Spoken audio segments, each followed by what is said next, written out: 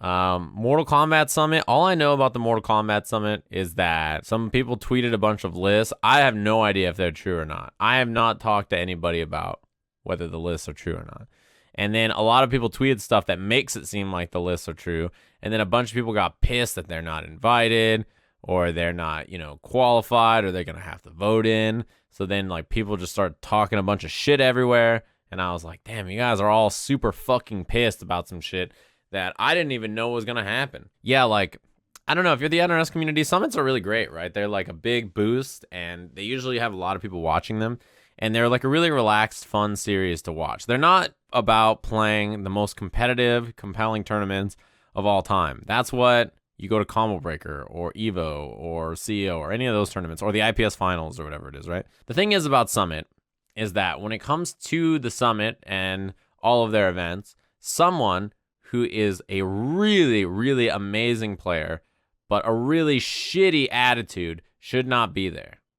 Because Summit is like an event where everybody gathers up and they just have a really relaxed, cool, hanging out, like tournament / slumber party kind of feel, right? Where you guys are just chilling, playing games, relaxing, and enjoying the weekend, like playing random party game shit, playing Mafia, just enjoying your time. So when you're like thinking about people that fit the mold there, you want people who are just like good attitude, great player. You don't need amazing, like incredible best player. There's a few players that you can get that are like perfect. We got them.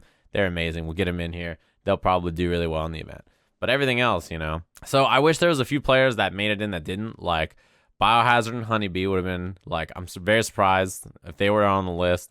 And Rewind. I'm surprised Rewind's not on the list either. No, I mean, Chris G was at the Dragon Ball Summit and he played in Mafia. He was like, he did the Jenga with Reynolds.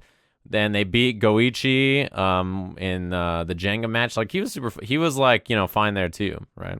Anyway, if you want to argue whether Tweety's results are good enough to get him there, like obviously they're very good.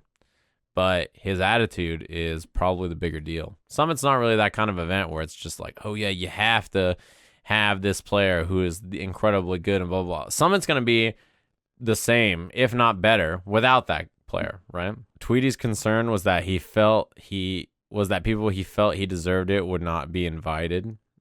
I mean, maybe, but I don't know. The list that I saw, it looked fine to me. There's people that I wish would have got in instead, but his attitude's crazy. When I read my Twitter, the amount of shit I just see is scrolling on my feed. It's so crazy.